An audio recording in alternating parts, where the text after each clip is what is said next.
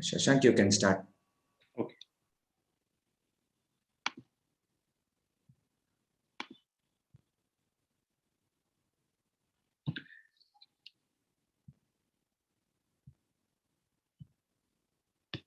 Good morning, everyone. Please confirm if my voice is clear or not.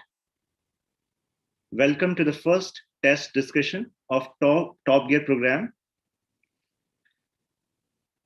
Welcome, Zamiruddin. Just confirm if my voice is clear or not. Voice is clear? Thank you. So, how is everyone feeling today? All set?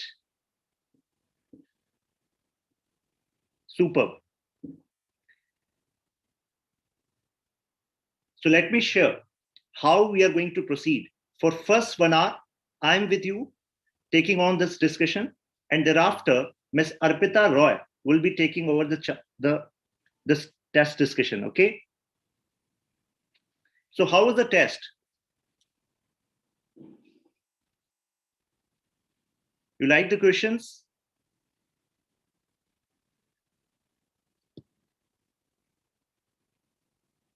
So this test is meticulously designed. We have incorporated all kind of sections, means some questions were from this polity's advanced concepts. Some were from factual part. Others were from basic understanding, like UPSC play in the real exam. So let's start with our first question. With reference to Article 18 of the Indian Constitution, consider the following statements. It prohibits a citizen of India from accepting any title from any foreign state without consent. This was the catch, without consent of the president. Although, when you read Article 18, what you find that when it comes to Indian citizens, taking title from a foreign state is prohibited. It means there's no case of taking consent or not. So that's why this statement was incorrect. And you have to identify the correct statement. Second was, no citizen or foreigner holding any office of profit or trust under the state is to accept any present from a foreign state. You all know that when it comes to a foreigner holding any office of profit, so they can accept, but after the consent by Honorable President. So these are the explanations. So I think I would say this was a direct question. And what UPSC wants to judge through these questions, UPSC just wants to know whether you are clear with the provisions of some important articles in Constitution. Okay. So this was kind of direct question.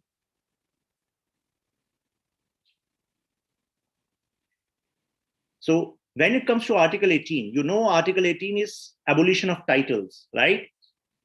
Only two kind of titles, means academic and military titles are acceptable, right?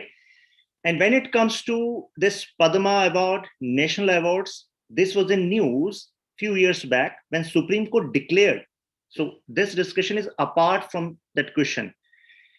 So Supreme Court declared that national awards are not violation of principle of right to equality, right? Because we need to push meritoriousness in our society, right? For that, we need to give these kind of awards. But Supreme Court also cleared that when it comes to Padma Award, for example, if Padma Shri is given to Rajshekharan, Nidhi, Kalpana, then they cannot use officially that I am Padma Shri Kalpana, I am Padma Shri Nidhi, I am Padma Shri Rajabhushan, I am Padma Vibhushan Nidhi Vidisha, Bharat Ratna Priyanka. So these are what? These are some conferments, not, you cannot use them as prefix or suffix, right? Coming to the next question.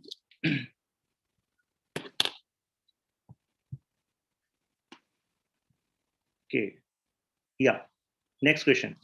Which of the following statements with regard to mutual delegation of executive functions between center and states is incorrect? You have to identify the incorrect one, right?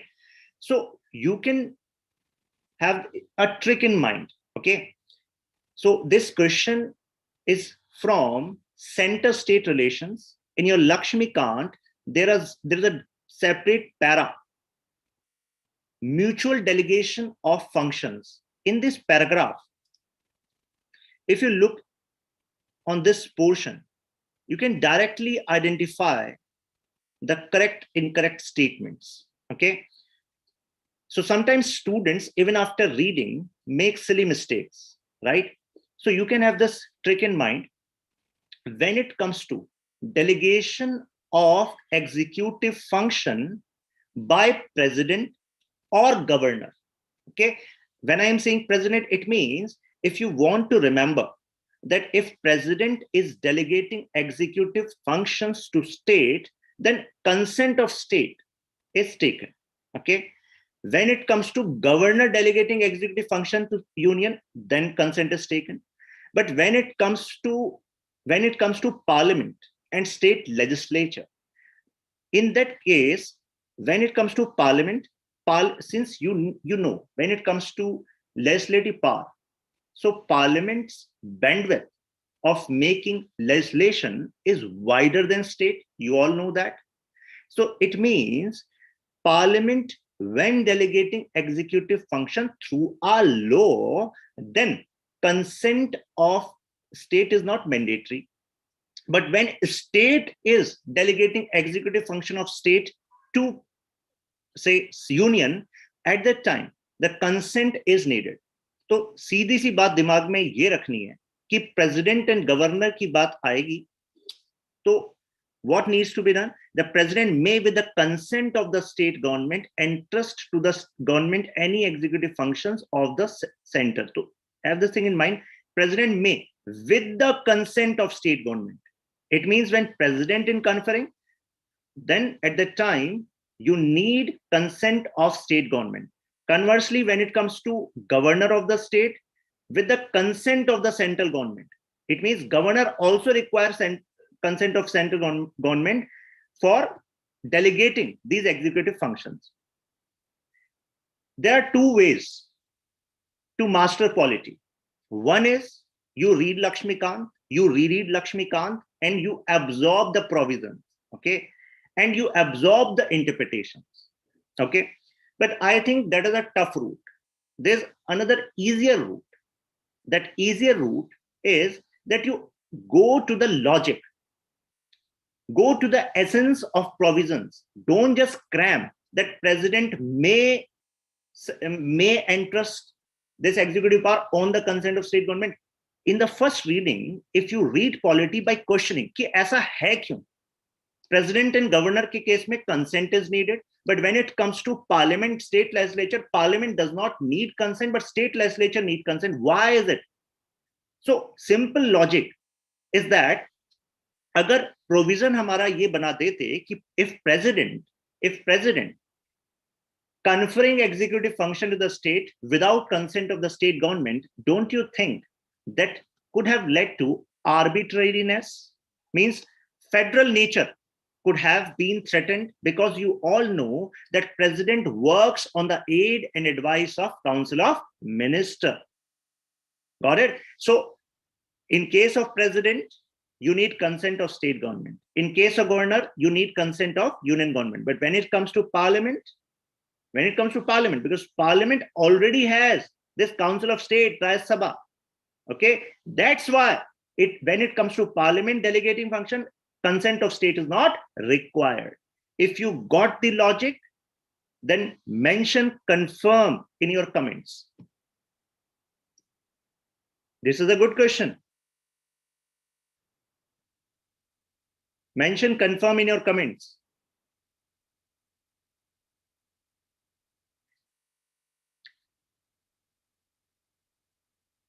Which of the following statement is correct about ninth schedule of the Constitution? You all know that ninth schedule is among the most popular schedule, right? So first statement, it was added by the first amendment to the Constitution to protect land reform laws. UPSC sometimes back in prelims ask question from ninth schedule. Okay, whenever you read ninth schedule, the essence, or I would say the logic of making ninth schedule is connected to the land reforms. Okay, so I think first statement is quite easy, right? Second is it contains a list only central laws which cannot be challenged in court.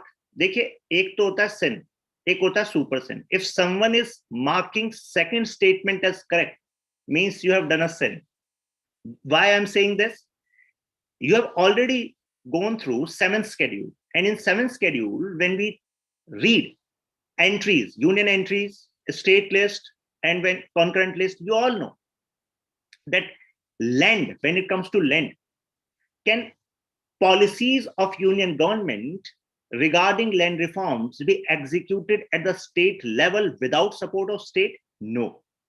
And that was the reason during the first Constitutional Amendment Act, when Nehruji made this ninth schedule, he deliberately ensured that central laws and as well as state laws related to land were added in ninth schedule to protect them from judicial review, right? So अगर किसी ने इसको click किया है तो पाप है ये, ठीक है?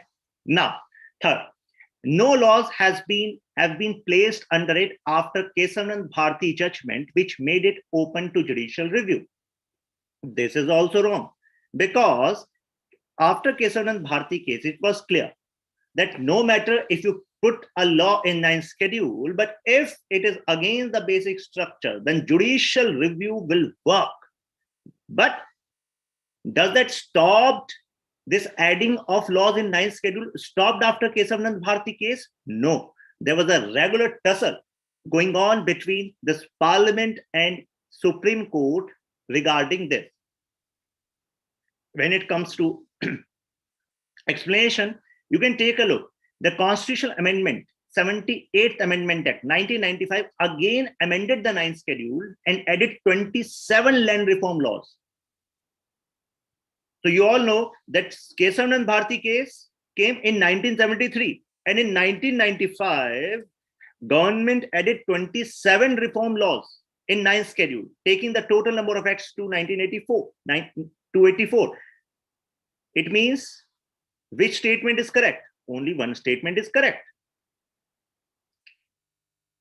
So when it comes to this third statement now, UPSC is making these kind of statements because UPSC wants to know whether you are just cramming the lines or you are understanding the chronology of various happenings within our polity. So what is needed? That you need to approach the polity right way. Consider statements about secularism in India. Indian secularism seeks to address both interreligious and intra-religious domination. First question that came to mind of various students is, secularism we understand. But what is this interreligious and intra-religious domination of secularism? Am I correct? This must have happened with many students who attempted this test last day, right? So when it comes to interreligious means Hindu, Muslim, Sikh, Christian. So when we are talking about different religions and separating state from any religion, so that way we can say that we are talking about interreligious aspect of secularism. When it comes to intra-religious domination, intra-religious means within religion. And someone would think that what is intra-religious? Because many people think that when it comes to secularism, secularism has everything to do with religion. Don't you think secularism has scope beyond religion also? Yes, it has. For example, when it comes to caste system within a religion, this Indian secularism is applicable on that aspect also. Okay. Second statement is the word secular was added in the preamble of India by 44th Constitutional Amendment Act. What joke this statement is. You all know secular word was added during the reign of Ms. Indira Gandhi, 42nd Constitutional Amendment, right? S.R. Bommai case upheld the validity of the secularism as the basic structure. So we all know that because what question is asking is incorrect. Okay. This is factual. S.R. Bommai case upheld the validity of secularism. Just imprint this in your mind. Okay. S.R. Bommai case related to upholding the validity of secularism as the basic structure of Indian Constitution. Okay. So first and third statements are correct. Second statement is a joke. That's why you have to identify the incorrect one. C is the answer. Which of the following situations will be proper to impose the president's rule in a state? Article 356. Which of the situations will be proper? Right? A constitutional direction of the central government is deliberately discarded by state government.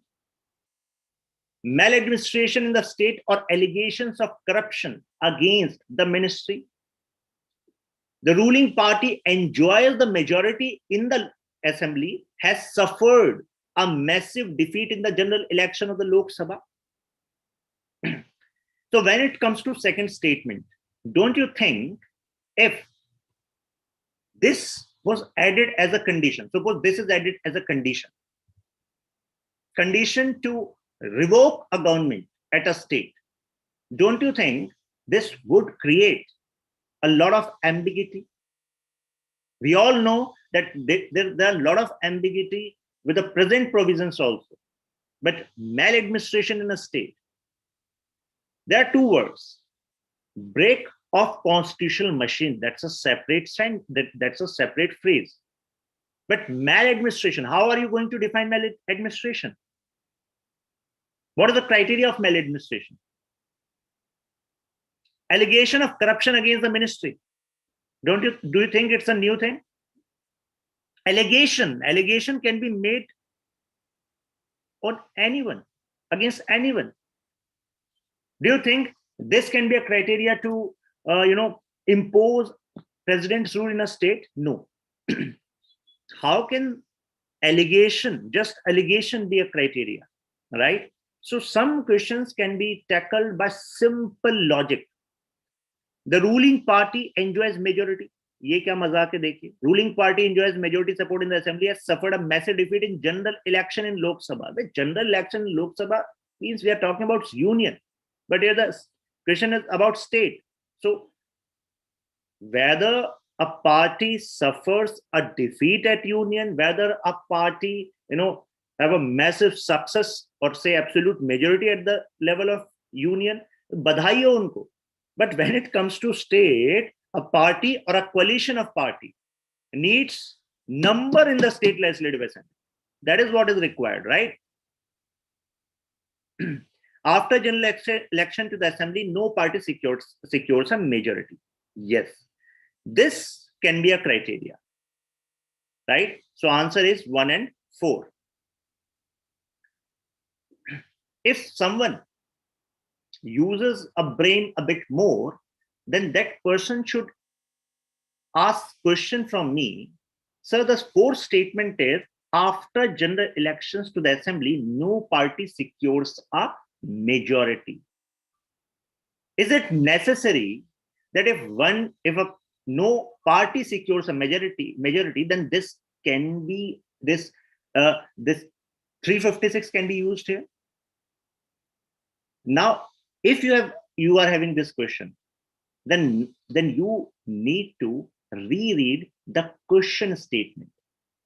Which of the following situations will be proper to impose the president rule in a state? Means proper means which of the following condition can be a proper.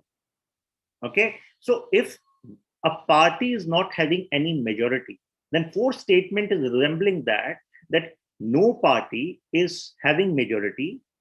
There is no breakthrough for making a government, and that's why this president rule can be used. Okay.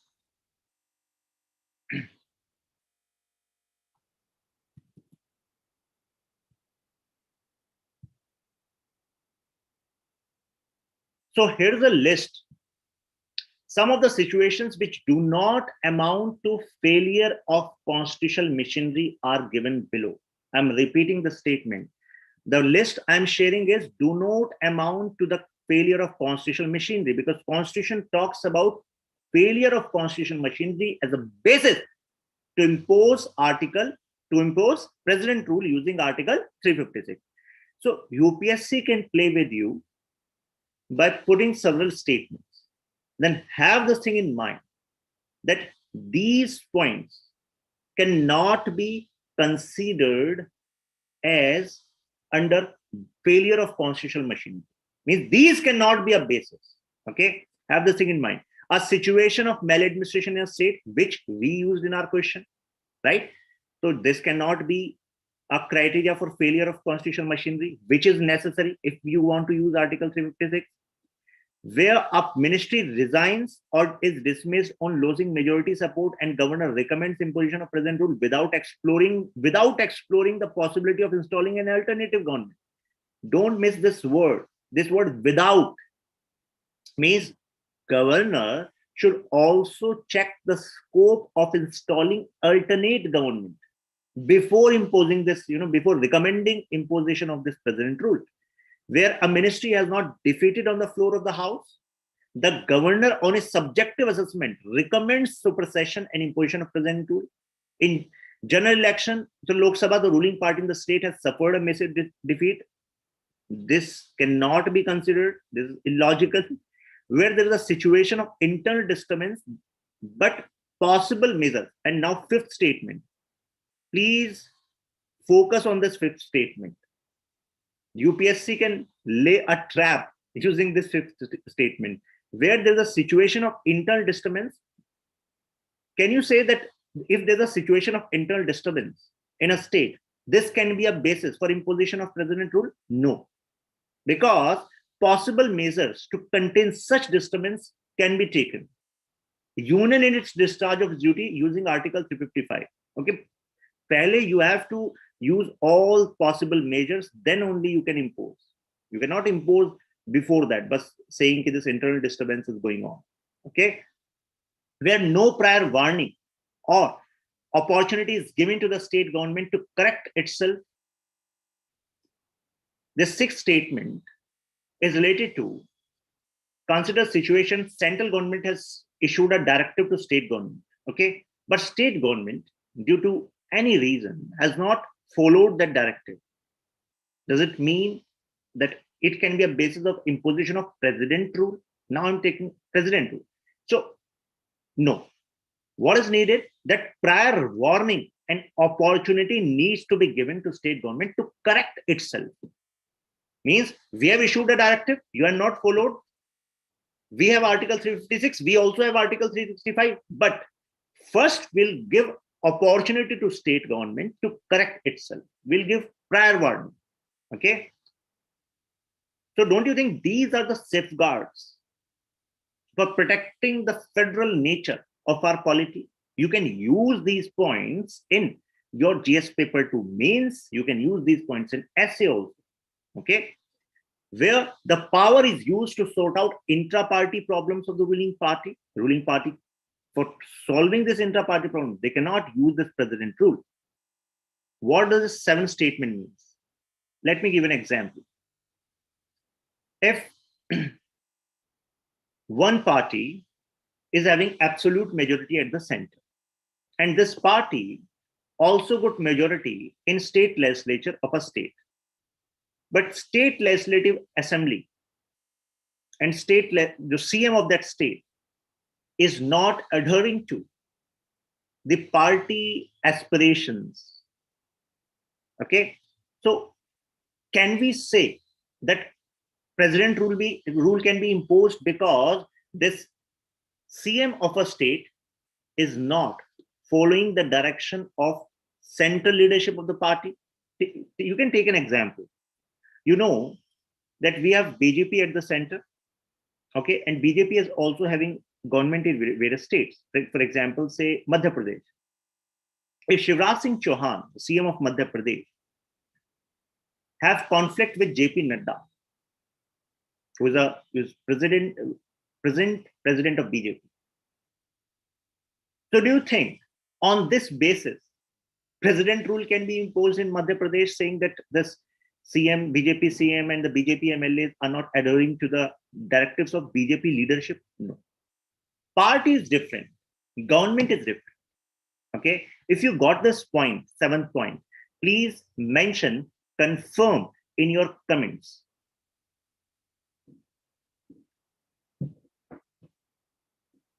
The power cannot be legitimately exercised on the sole ground of stringent financial exigencies of the state.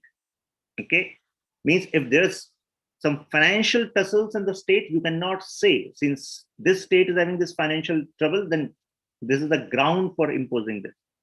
The power cannot be invoked merely on the ground that there are serious allegations of corruption against minister. Serious allegations can be imposed on anyone. Consider the Subhash, Shaheen, Kalpana, Isha Raj. They have taken example that you are ministers of, in UP, in Gujarat and Madhya Pradesh, and you are honest ministers.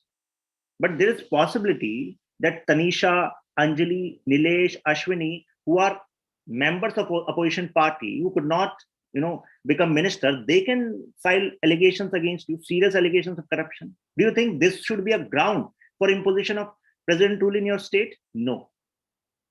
Okay.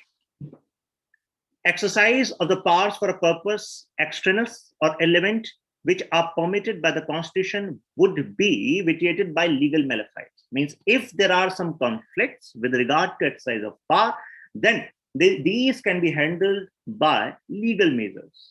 Okay, means we can have a litigation over that. So answer is 1 and 4. Next is with respect to leader of opposition. Consider the following statement. Leader of opposition. So this leader of opposition has been a favorite topic from last, I would say, 7 years or so. You know the reasons. Now the statements are, he, she is on the selection panel constituted for selection of Central Vigilance Commissioner. And why we have asked this question, you all know that CVC was in news sometimes back. So, and leader of opposition was in news. You all know that Congress wanted that Mallikarjun Kharge should be given the leader of opposition status, considering that UPA is having more than 10% members. But at the time, the rationale used by then speaker was that since largest party in opposition should have 10%, party should have 10%, not the coalition. So on that basis, it was not given.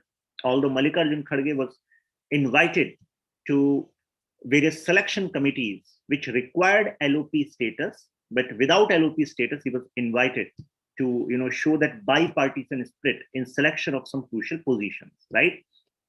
Now, the point is, you should know that in which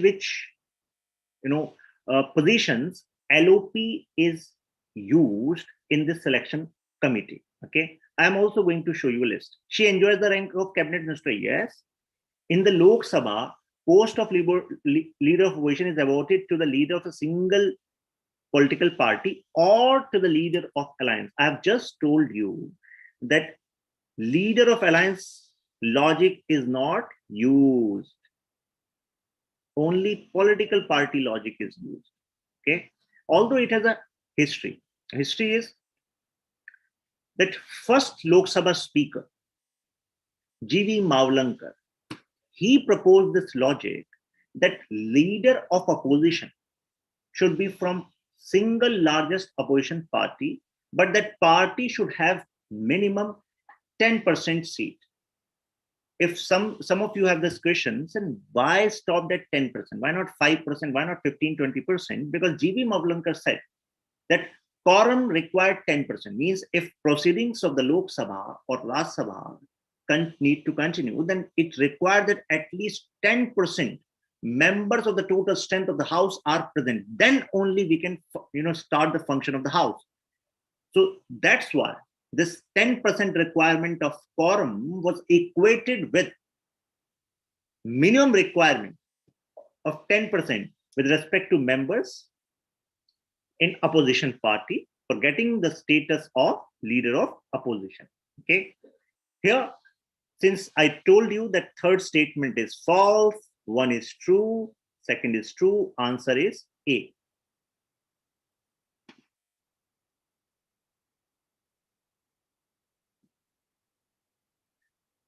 Leader of opposition is a statutory office. Okay, salary and allowances based on leader of opposition in the Parliament Act 1977. Okay, I've told you the speaker needs to recognize him or her as leader of opposition. Speaker has this power, right? G.V. Mavlankar, I told you. Now, did the judiciary overstep with this order? What order I'm talking about? Few times back, there was an issue that why union government is not appointing Lokpal.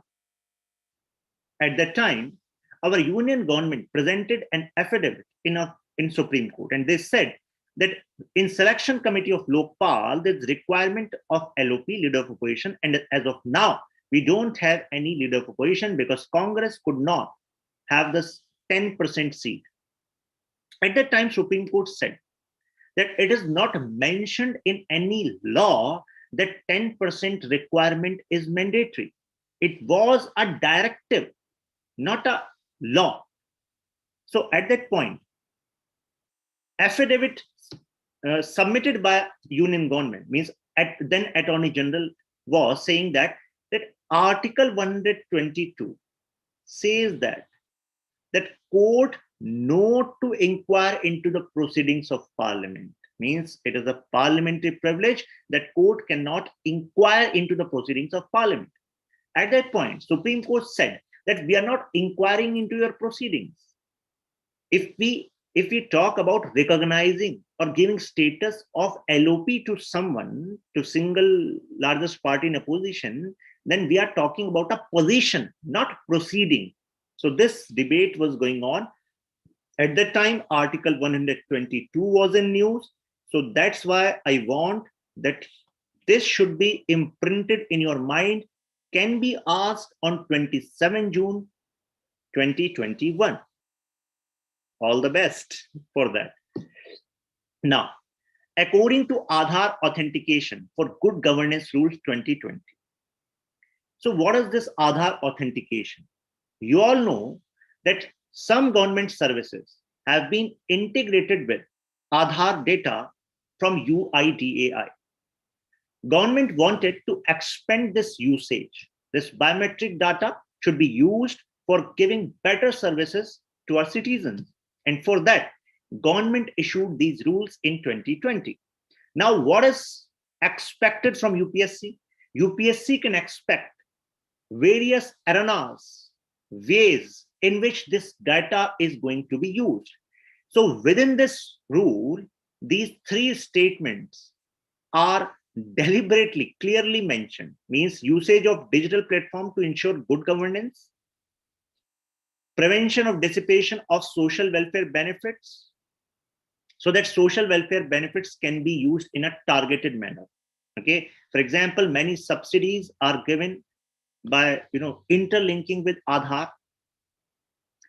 In my experience, also in my past position in our social welfare department, we saved in one financial year, we saved 8 crore rupees just by linking Aadhaar card with data of NSAP.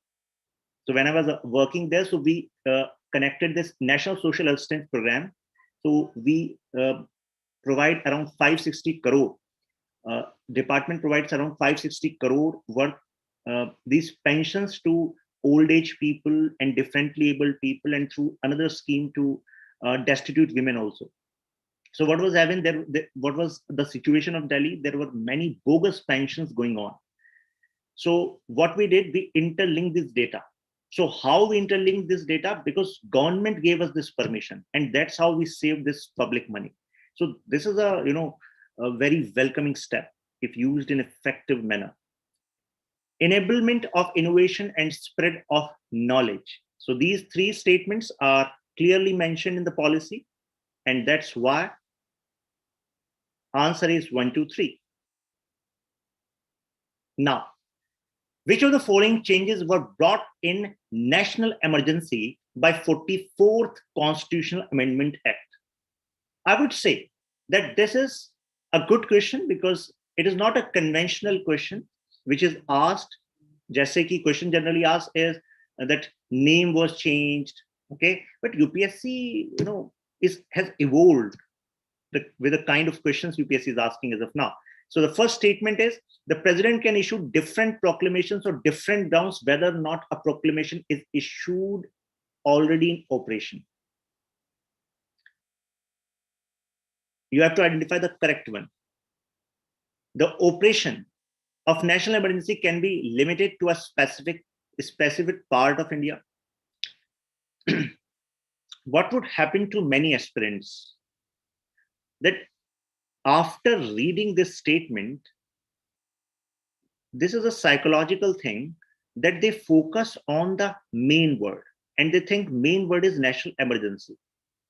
And after you people start reading these statements, your focus became, your focus is turned to this national emergency, provisions of national emergency. You will say that yes, one statement is correct, that if president has proclaimed the national emergency on one criteria, and there are other criteria also, that other criteria can be added. Okay, this is part, you would think. Operation of national emergency can be limited to a specific part of India. Yes, you have read this in note. So this is how many people think. But don't you think this 44th Constitutional Amendment Act is crucial? Because question is, following changes were brought in national emergency by 44th Constitutional Amendment Act. That is why even if these two statements are correct, if we take into consideration that these are provisions of national emergency, but they were not added by 44th Constitutional Amendment Act. And that's why I would say that these are not correct in this question, not connected to 44th, right? Proclamation of emergency must be approved by both houses of parliament within 1 month from the date of its issue, right? President must invoke a proclamation in Lok Sabha, passes a resolution disapproving its continuation. Yes, if a resolution for revoking this proclamation of national emergency is passed by Lok Sabha, then president take action. This doesn't require that it must be, verified or through simple majority via Rajya Sabha. So fourth statement is correct. Third statement is correct. And also think that why this kind of setup was made. Why by Lok Sabha, by directly passing from Lok Sabha, we can present this proclamation of revoking this national emergency directly in presence of president. Why not we are routing it through Rajya Sabha? Don't you think it should have? It has been done to simplify this revoking procedure. That was the need. So in 38th Constitutional Amendment Act, this first statement, content of the first statement was added, but not in 44. That's why it's incorrect. In 42nd Constitutional Amendment Act, it enabled the president to limit the operation of national emergency to a specified part of India. So it was 42nd, not 44. And that's why second statement is incorrect. How many have done this mistake yesterday? Those who have done this mistake say yay in comments. When it comes to 44th Amendment Act in 1978, so following are the provisions. Okay. It substituted the word armed rebellion for internal disturbance. Okay. Earlier the word was internal disturbance. Now the word is armed rebellion. So it was added via 44th Amendment. So everyone knows that. Second, President, however, can proclaim a national emergency only after receiving a written recommendation from the cabinet. This was added. Proclamation of emergency must be approved by both the houses of parliament within 1 month from the date of its issue. This was added via 44th Amendment Act. Okay. In many of the notes and market, this is not deliberately mentioned that this provision was added in 44th Amendment Act. Okay. Students generally, remember what are the provisions of national emergency under Article 352, but don't connect with when it was added. But nowadays, UPSC is connecting these provisions to the Amendment Act. And that's why we have used this question. If approved by both the houses of parliament, the emergency continues for 6 months and can be extended to an indefinite period with an approval of the parliament for every 6 months. Every resolution approving the proclamation of emergency or its contents must be passed by either of the house of the parliament by a special majority. President must revoke a proclamation of if the Lok Sabha passes a resolution disapproving its continuation, and statement 4 is correct. So you know the logic, right? You can go through these statements before prelims. Just go through these statements once. Okay. With reference to the operation of fundamental rights during national emergency, consider the following statements. 6 fundamental rights under Article 19 are automatically suspended. This word automatically is a reason of saying this statement is incorrect. Why I'm saying this? There's Article 358, and Article 358 says that when Article 358 is in function, means national emergency is proclaimed, it means these 6 rights under Article 19 will be automatically suspended. But the catch is there are 2 kinds of national emergencies, external and internal. External means due to external reasons, means war. When it comes to internal, armed rebellion. But there's a difference when it comes to, removing, or I would say suppressing these fundamental rights of Article 19. The suspension, if at all, under Article 19 is complete, and legislative and executive action cannot be challenged even after the emergency was over. Yes, this is a direct statement that if Article 19 is mentioning some fundamental rights and national emergency is in function, that means Article 19 will be suppressed. Does that mean after revoking of this national emergency, you can question the government that why you did this? No, you cannot question this because this was done as per the constitutional provisions.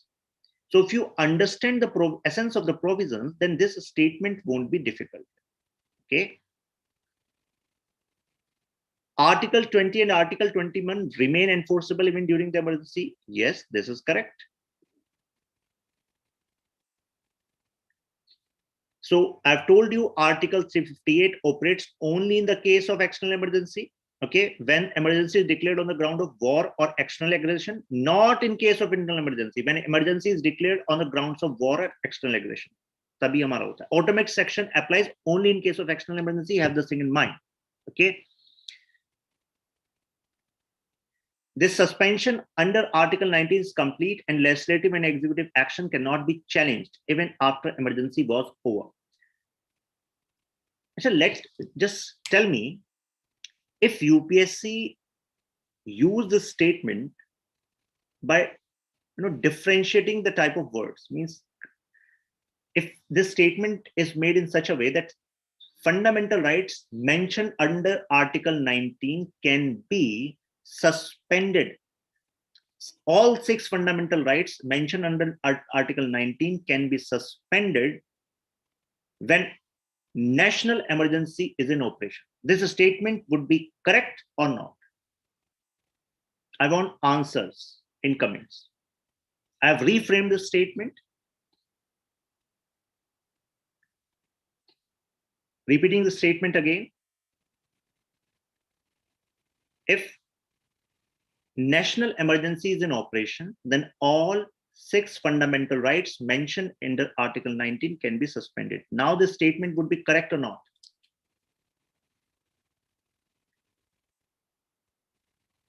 I wanted to, I'm interested in your response because I want to know whether you have understood this logic to the depth or not. Yes, you have understood because you are saying correct. Yes, Aman, if UPSC is not mentioning any external and internal and saying using the word can, okay, then it is correct. Because there's a possibility now. In external, it can be done. The word used was can, but here what the language is, the 6 fundamental rights under Article 19 are automatically suspended, are automatically. That's why the statement is incorrect. Okay. The purpose of this test discussion is not just telling you what was the right option, what is the explanation. The purpose is to equipping you for this 27th June 2021. If this class is serving the purpose until now, then put thumbs up in your comments.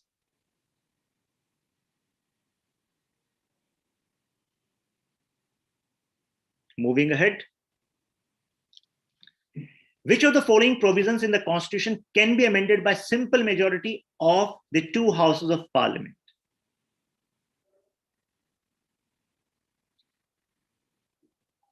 Zamiruddin's first statement was not correct because it was saying are automatically. So for handling this kind of question, you need to know a list of those provisions,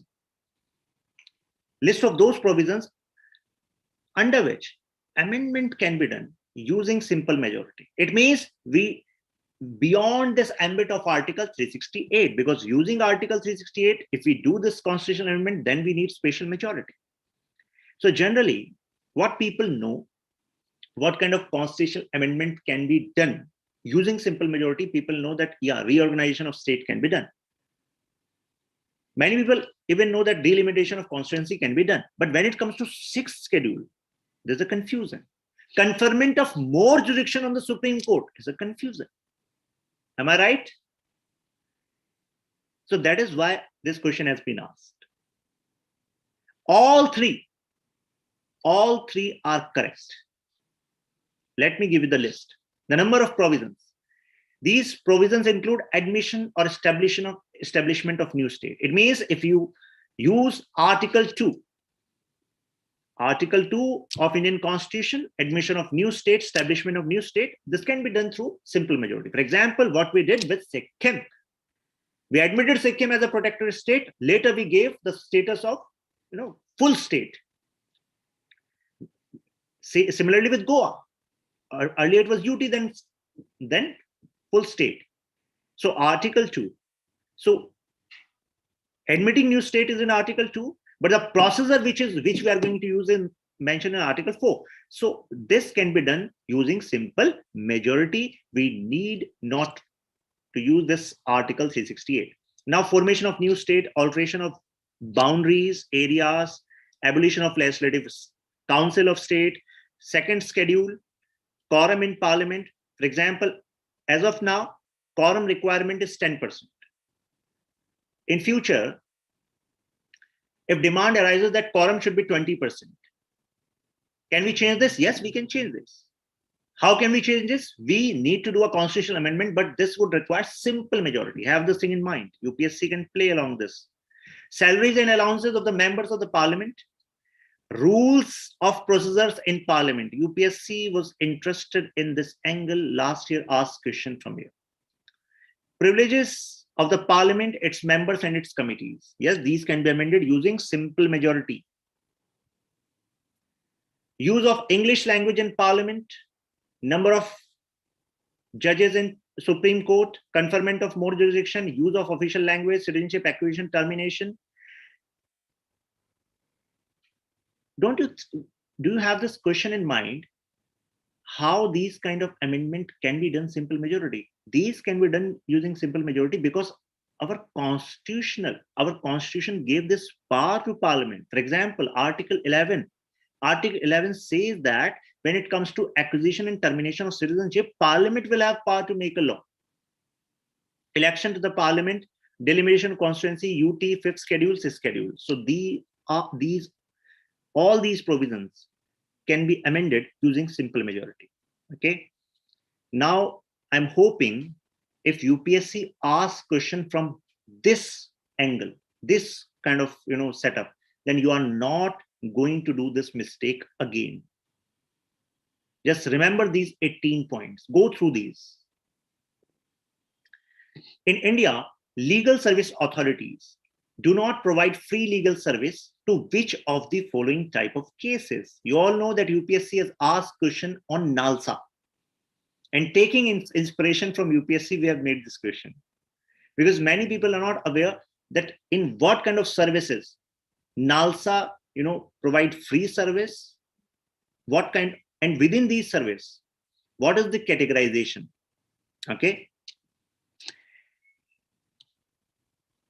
So cases for which legal aid is not available. Okay. Cases in respect to defamation. If someone is poor, okay, but this person is having a defamation case against him. And if this person says, no, I want free legal aid is my right, I want this from NALSA or SALSA, then what these authorities would say? They would say that our service, free legal aid service is not available in case of defamation, malicious prosecution, contempt of court, perjury, proceedings related to election, if fine imposed is not more than 50. It means fine imposed is 50, 40. And you are saying, no, I would take a legal recourse and I will take a free counsel from the state. No, this won't be available. Itna time nahi hai state ke paas. NALSA ke paas, SALSA ke paas. Economic offenses and offenses against social laws. Cases where person seeking legal aid is not directly concerned with the proceedings whose interest will not be affected. It means you are taking legal aid, but you are not the affecting party. Aapka kuch lena dena nahi hai usse. But you are becoming a party that I want legal aid because I want to fight this case. Then NALSA would ask, tumhara lena dena kya hai? Okay. You should be the affecting party now. That's why all statements are correct. So when it comes to various services offered by legal service authority, so payment of court and other fees, charges for preparing draft, filing of legal proceedings, legal practitioner, legal advisor ki charges bhi legal service authority bear karti hai. Cost of obtaining decrees, judgments, order, printing work, translation, everything is done by legal service authority. Everything mentioned in these points. Okay. With reference to right to property in Constitution, consider the following statements. There was a case in Himachal Pradesh, which was in news. Himachal Pradesh government, acquired a property some years back, and that person was saying that this is against my right to property. Due to that case in current affairs, this question became important. The right to property in Constitution, it was abolished as a fundamental right by 42nd Constitutional Amendment Act. You have to identify the correct. Okay. It can now be regulated without a constitutional amendment by the parliament. So this is factual part. You all know that 44th Amendment, okay? It can now be regulated with a constitution without a constitutional amendment of Parliament. Yes, you can take example of LARR, which was enacted in 2013, Land Acquisition and Rehabilitation. So we can do this now. It protects private property against executive, but not legislative action. Yes, it is correct. When I say private property against executive action, it means no department or its functionaries can take away your property. It means they have to adhere to the procedure which is mentioned in a law. But when it comes to legislative action means if a law has been made in this regard, then this safety won't be available in right to property. So third statement is also important, and third statement is correct. That's why 2 and 3 statements are correct. So told you 44th Amendment, right to property can be regulated, curtailed, modified by an act of Parliament. Right to property now protects private property against executive, not against legislative action. When I say legislative action, it means law made by Parliament, okay? Law made by legislature. It can be legislature of state.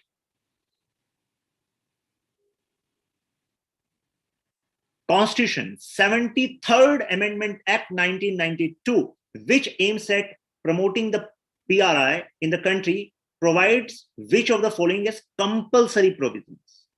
So it is not asking about the provisions in 70, it is asking about the compulsory provisions. So when you read this 73rd Amendment Act, you know that there are two kind of provisions in this act. Means 70, that it means this, there are some compulsory provisions, means every state government has to follow these provisions, and there are some voluntary provisions, right?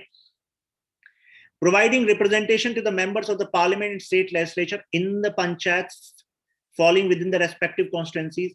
Now, what mistakes students would do? Students would think, yes, ye to hota hai. Means parliamentarians, MPs and MLAs are given the status of member in local panchayat and bodies of their constituency. Yes, this is ye to hota hai, hamare aas-paas bhi hota hai. It means it is correct. Lekin agar aap aisa soch rahe hain to galat kar rahe hain aap, paap hai, because the question is asking compulsory provisions, okay? So have this specification in your mind. What is compulsory and what is not compulsory? Having reservations of seats of members and chairperson for backward classes. The word is backward classes, not SC, ST, right? That's why the statement is incorrect, because for backward classes, it was placed in voluntary. Granting power and authority to the panchayats to enable them to function as an institution of self-government.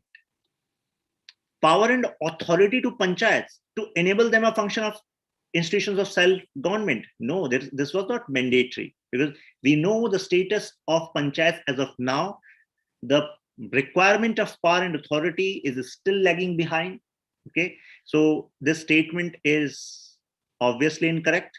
District Planning Committee shall be constituted in every state at the district level to consolidate the plans prepared by the panchayats and so this was not also mandatory.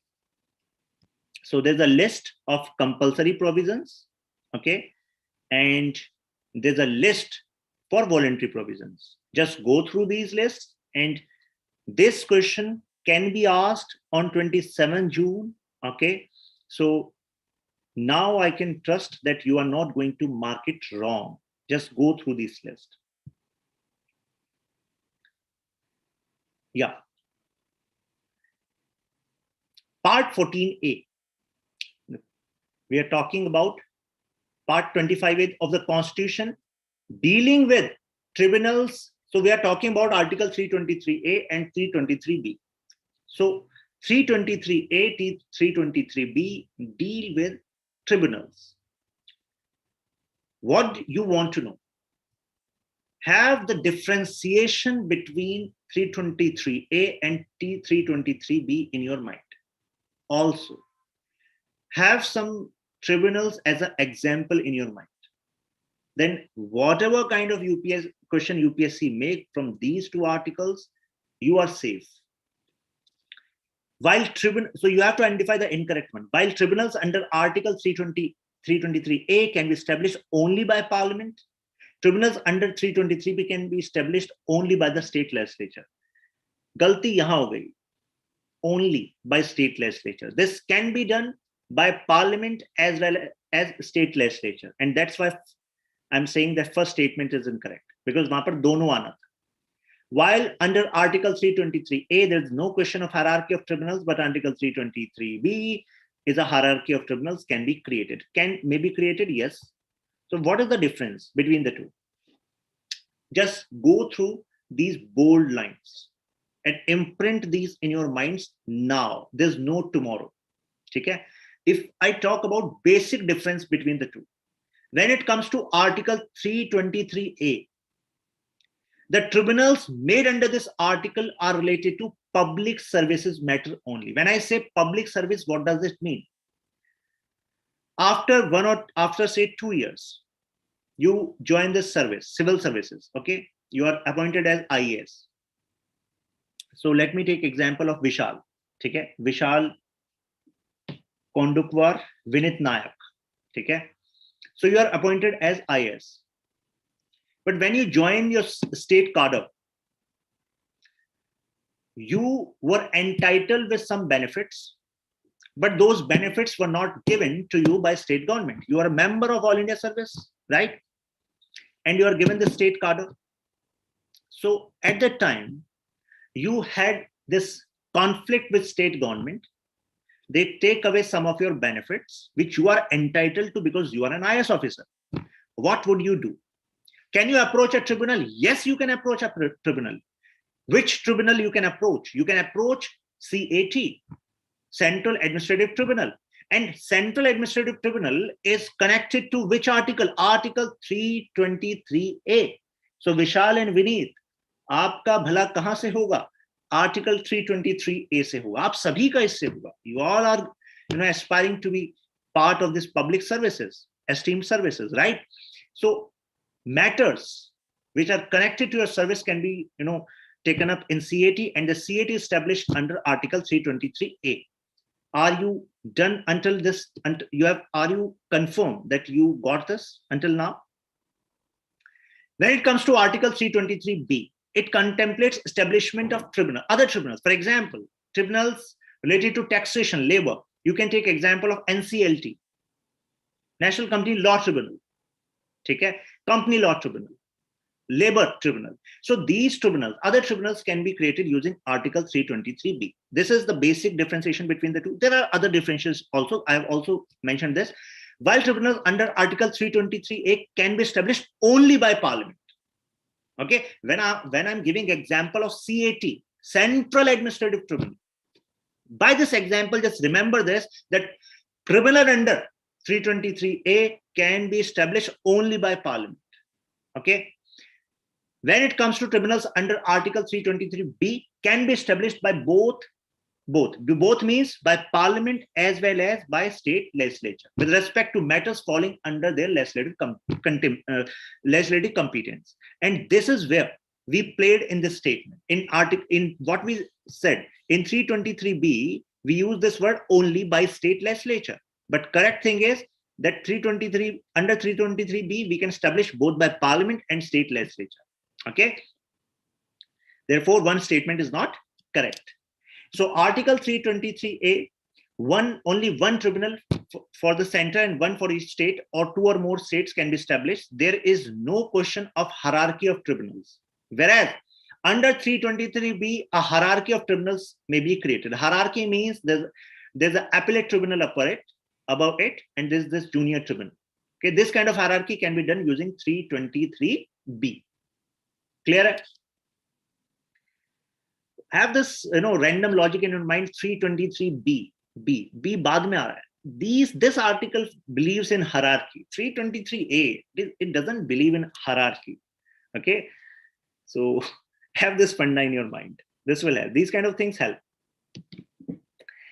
So if you are done until now, means everything is absorbed until now, then just mention ye in comments. Hierarchy means, Kalpana, that there's a junior tribunal and there's other tribunal, means I would say decree of this tribunal can be appealed in another tribunal. Hope you got the point now. Okay, so there are many AAs coming in. Okay, session is going fine. Okay, now consider the following statements regarding civil society. So when it comes to this word civil society, why we have added this particular question? Nowadays, what UPSC is doing, out of say 23, 24 questions which are asked from this polity section, UPSC give 1 or 2 questions which are beyond the prerogative of word polity.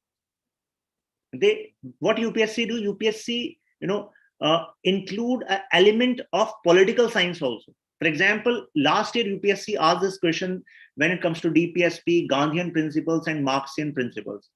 UPSC wanted to check that kind of clarity, although that much depth was not required, but basic understanding was expected, right? So that is why we added this kind of question. Which of the following statements regarding civil society? It comprises the social institutions which serve as a structure of legitimation of the state. So some students might be confused in this word. What is this legitimation of state? Legitimacy we know, but legitimation of state, what is this? Ye kya syapa hai? So let me explain in a simple manner.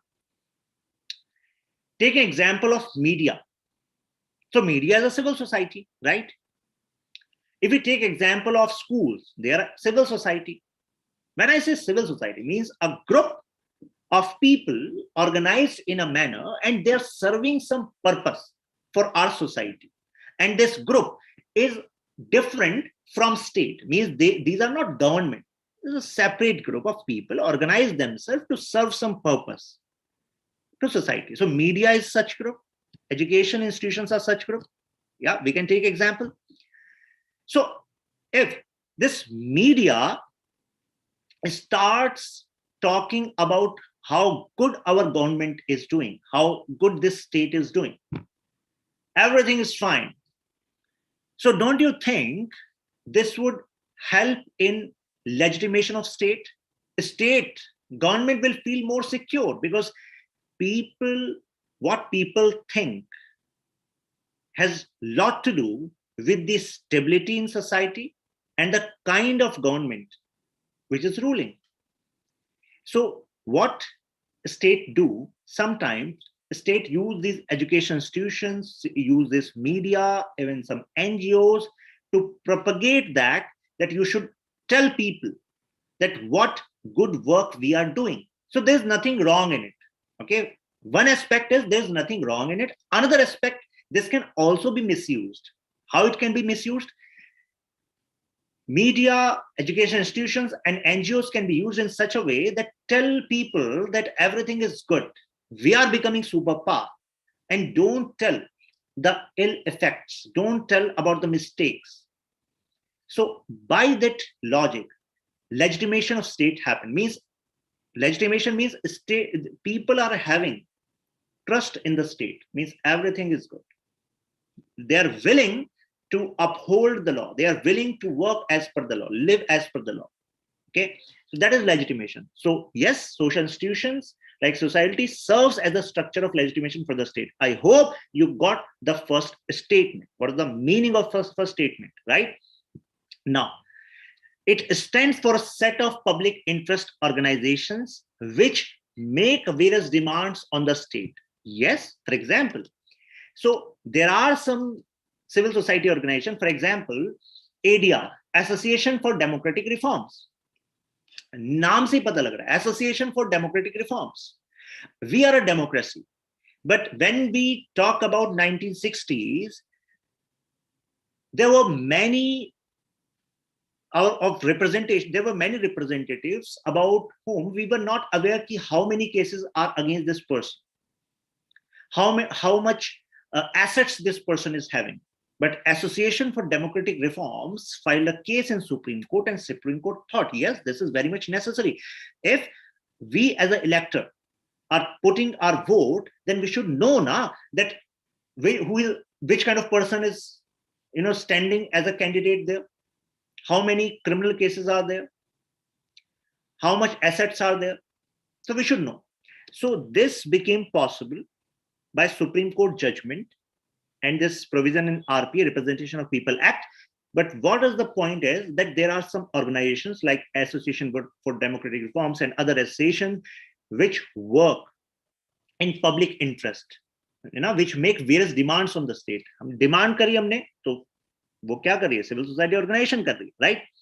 When it comes to third statement, the association of civil society are self-governing and not regulated by state. This statement is incorrect. And why this is incorrect? Yahan tak to theek hai. The associations of civil society are self-governing until this point, it is correct. But now the point is not regulated. This is incorrect. Because our government has power to make a law to regulate such I would say, civil society groups. For example, we have this law FCRA, right? So through FCRA, we regulate the funding these organizations are getting from various sources. So our government should also, regulate these institutions so as these are not used against this society, against the interest of society. Government also need to, safeguard the interest of society. Okay, so it can be regulated. They are self-governing associations. Government has the right to regulate. For example, FCRA, Foreign Contribution Regulating Act. Okay, that's why statement 3 is incorrect and 1 and 2 are correct. If you are clear until now, just mention clear in your comments.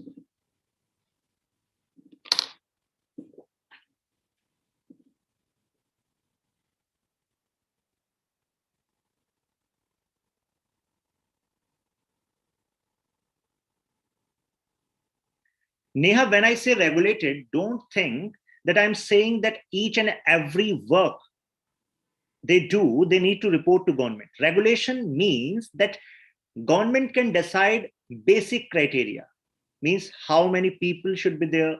For example, government made positive. Why I'm saying the word positive? Because government made a positive amendment to the way these NGOs are working. Many of the NGOs were being used for this hawala purpose.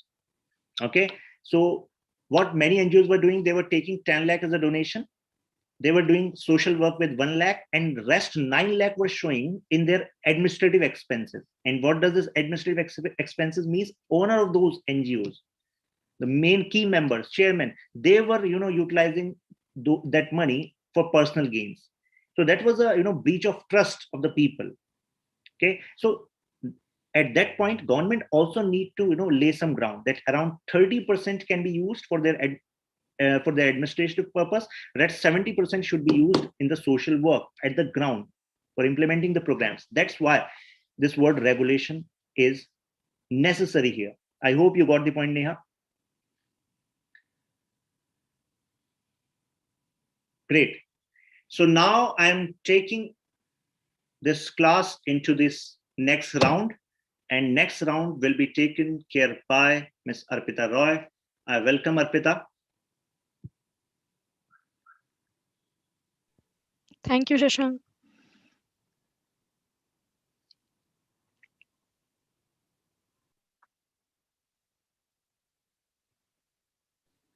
Arpita, you need to share your screen. Yeah. Yeah, guys, can you please confirm that you can hear me and my screen is visible?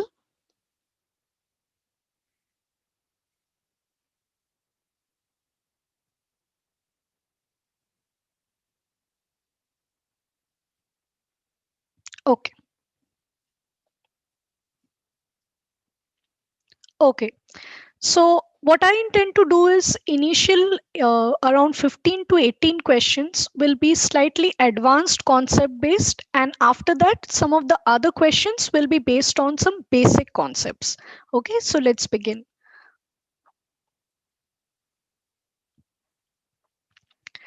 Coming to the first question that I have here for you today is asking about which of the following subject matters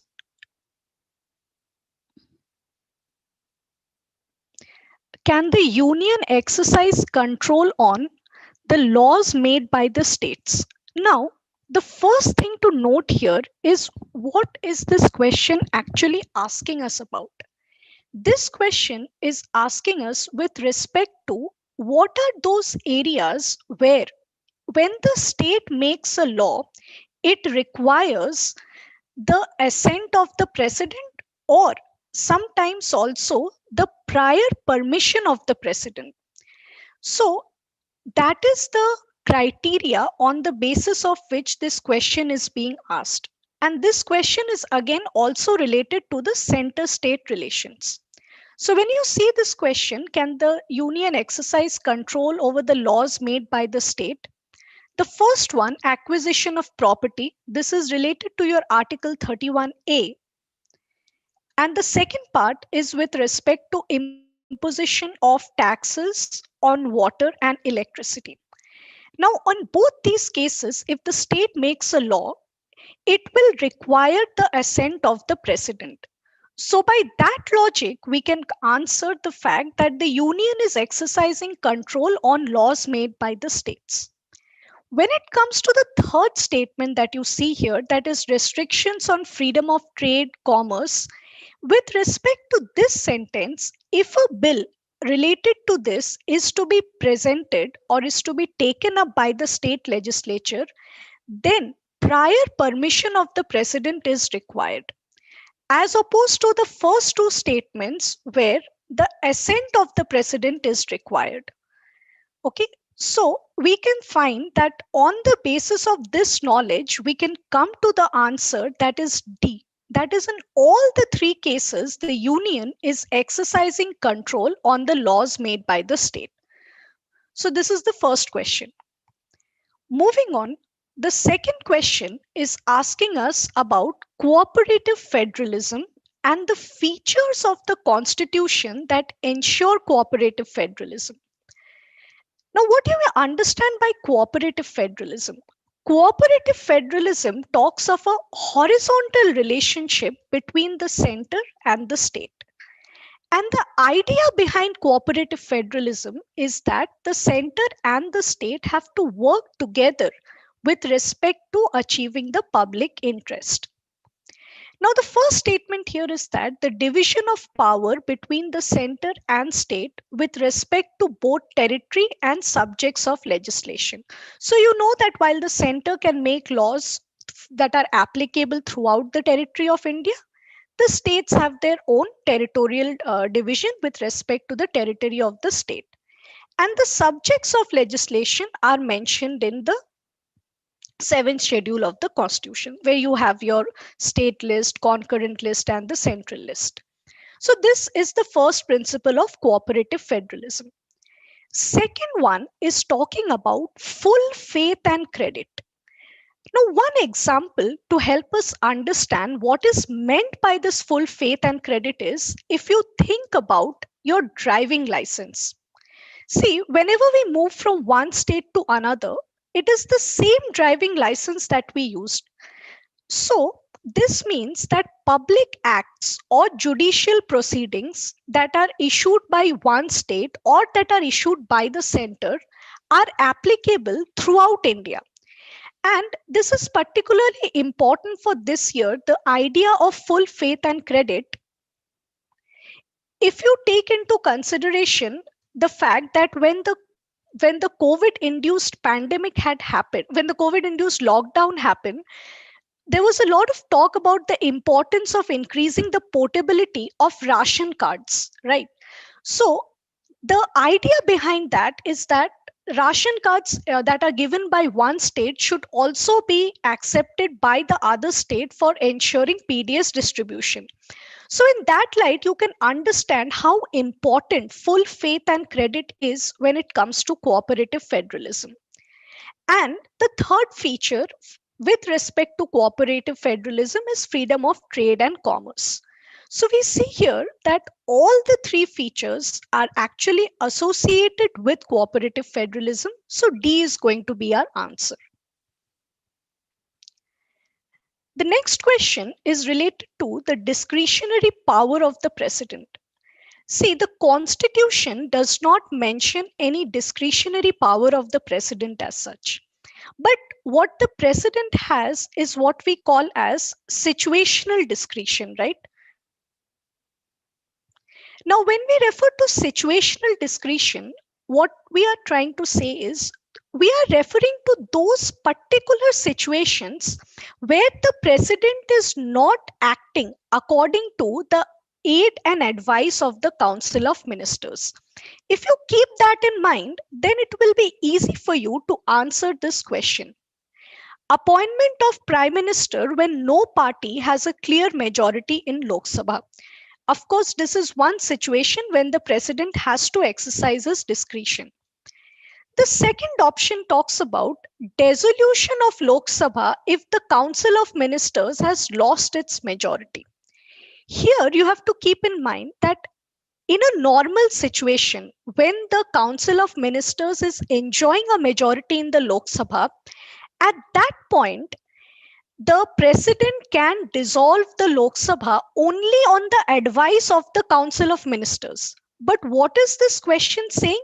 The question is saying that dissolution of the Lok Sabha when the Council of Ministers has lost its majority.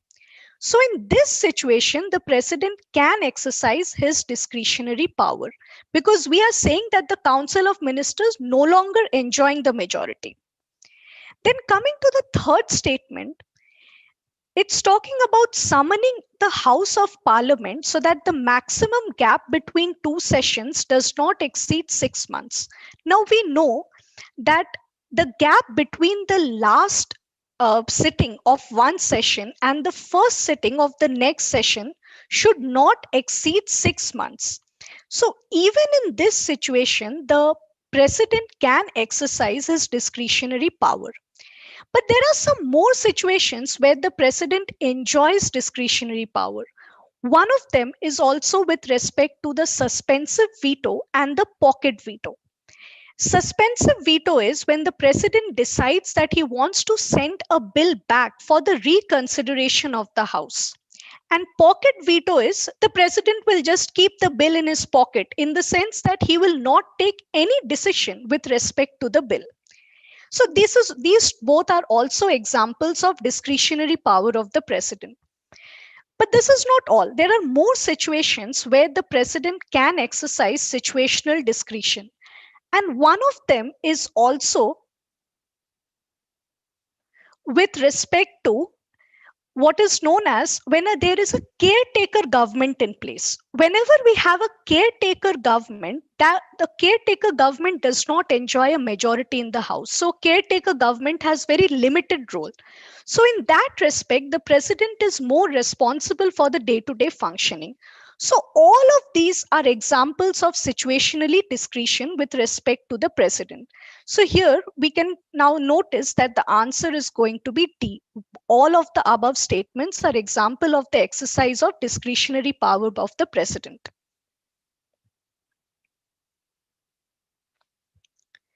The next question is with respect to the Lokpal. Now, the first thing where we are going to get tricked is that this question is asking us which of the following options is incorrect. First, keep that in mind. Whenever you are taking the exam, your UPSC prelims exam, try and underline the word correct and incorrect so that you do not get trapped in these kind of things. Because even if you know the correct answer, in your head you are thinking the correct answer, but you will end up marking the wrong option if you do not pay attention to the word correct and incorrect. So this question is asking us about the jurisdiction powers of Lokpal. Now see, I think that many of you will get this answer correct because of the word only that is given in option A. And even if you are not completely aware of the other options like B, C, and D, you can get this answer correct. However, it is important that you study this chapter in detail so that you are aware of these other provisions as well. But let's see what the first option is telling us and why we can identify that this option is incorrect. See, this part is absolutely correct that the Lokpal can inquire allegations of corruption against the Prime Minister, ministers, members of Parliament. All of this is correct. But it is the word only here which is making the statement incorrect. The reason being that the Lokpal also has authority with respect to some autonomous bodies that have been created or some trusts that have been created by acts of parliament. Another thing to know here is that with respect to the Prime Minister, there is some special provision mentioned in the Lokpal bill as to how the Lokpal is expected to proceed when any charges against the Prime Minister have been taken up. So, in case of any corruption charge against the Prime Minister with respect to international relations or internal security, there is a special procedure that has to be followed. And that procedure is that all the members of the Lokpal, all the members who constitute the bench of the Lokpal have to be present. And the charges have to be approved by 2/3 of the total number of members of the Lokpal. And all of this happens in camera. So, sorry, all of this, it does not happen in camera. And in case the Prime Minister is found innocent, then none of these deliberations, none of the information related to this deliberation is released in the public domain. So these are some special provisions that you have to remember with respect to the Prime Minister. The other statements in this question are correct, that it can order preliminary inquiry against Delhi public servant or any agency, including the Delhi Special Police Establishment. It shall refer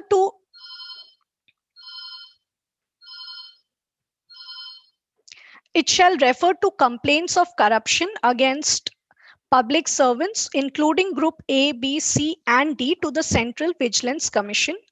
It can also inquire against any society or trust or body that receives foreign contribution above 10 lakh. So all of these statements are correct.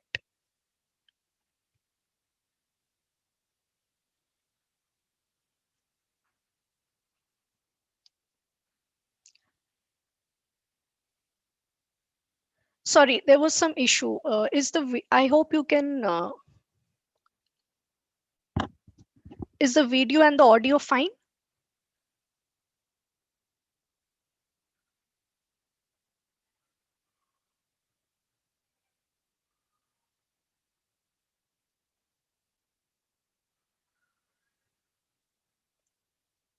Okay.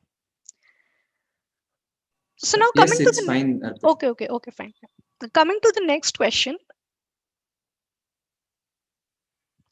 The parliament, this is with respect to the parliament can neither discuss nor can it vote on the salaries, allowances, and pensions of the judges. Now here, this part that the parliament can neither discuss nor vote, we know that while the parliament has the right to discuss, it does not have the right to vote.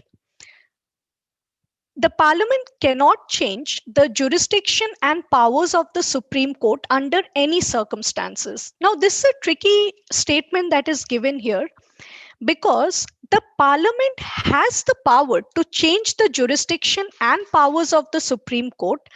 However, it does not have the power to reduce the powers of the Supreme Court. However, it can enlarge the powers of the Supreme Court. So that is the distinction that has to be made in this statement. So the first statement, if you see, as to whether the Parliament can discuss and vote, we know that the Parliament can discuss, but we know that it cannot vote on the salaries, allowance, and pensions of judges. The second statement, it can change. Well, it's saying that it cannot change, but it can change in the sense that it can increase the jurisdiction and powers, but not reduce them. The third statement, the Parliament cannot discuss conduct of judges of Supreme Court with respect to the discharge of their duties. Now, here we know that under normal circumstances, the Parliament does not have the power to discuss the conduct of the judges of the Supreme Court. However, there is one condition in which the Parliament has the power, and that is when a motion has been taken up for the removal of the judge. So what we see here is that none of the statements are correct.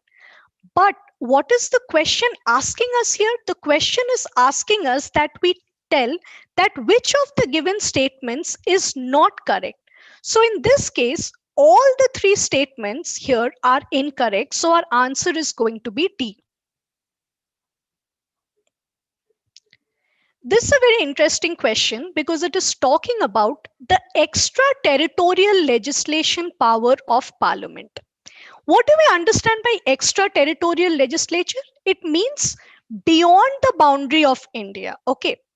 So here the first statement is telling us that it is the power to legislate for any territory other than the territory of India or any part of it. Now, the position with respect to extraterritorial legislation was clarified by the Supreme Court in 2011. What had happened was in Andhra Pradesh, the income tax department, there was a company in Andhra Pradesh which was expected to make a payment to a foreign company, and the income tax department had stopped a part of that payment on the ground that there was some misdemeanors and it cannot make this payment to a foreign company. Now, that company, it took up the case and said that the Indian government does not have any power with respect to stopping that payment because it is being made outside of the territory of India and the government does not have any jurisdiction there. So what the Supreme Court at that time said was that the Parliament has power with respect to extraterritorial legislation so long as it is related to the interest or security of the inhabitants or the citizens of India. So, or it is related to the well-being of the citizens of India. So the first statement here that it can legislate for any territory other than the territory of India, this is incorrect. It can legislate only so far as it affects the citizens or the inhabitants of India. Does not mean that tomorrow we can go and make a law that will be applicable for Sri Lanka. So what the CJI clarified here was that if any law is enacted by the Parliament that has some kind of extraterritorial aspect, then it has to be observed as to whether it is serving the public interest or the interest of citizens of India. In case it does not have any nexus with India, then in that case, the court can declare it ultra vires. So what is the second statement telling us? It is the power of Parliament to make laws with respect to extraterritorial aspects or causes that have an impact on India. So as long as it is having an impact on India or a connection with India, the Parliament can make the law. But the first statement is talking about any territory outside of India. So in this respect, the Parliament does not have the power. But in the second respect, it has the power. So the second statement is correct, but the first statement is incorrect. So the answer here is going to be B, 2 only.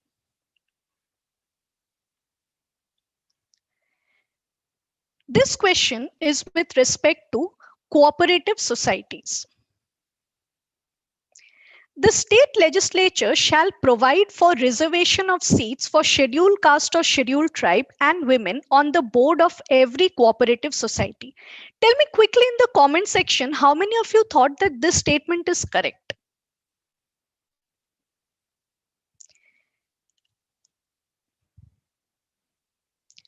And why would you think that this statement is correct? And the second statement is telling us that the conduct of elections to a cooperative society shall vest with the State Election Commission. So this is a slightly confusing question because the word shall is present here.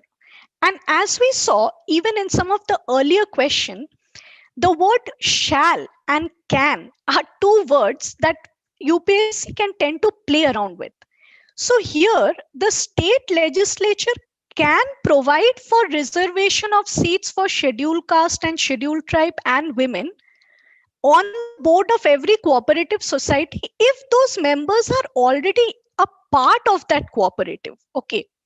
So in that case, the statement will becomes incorrect. However, if we can replace the word shall with can here, then the statement can become correct. Okay.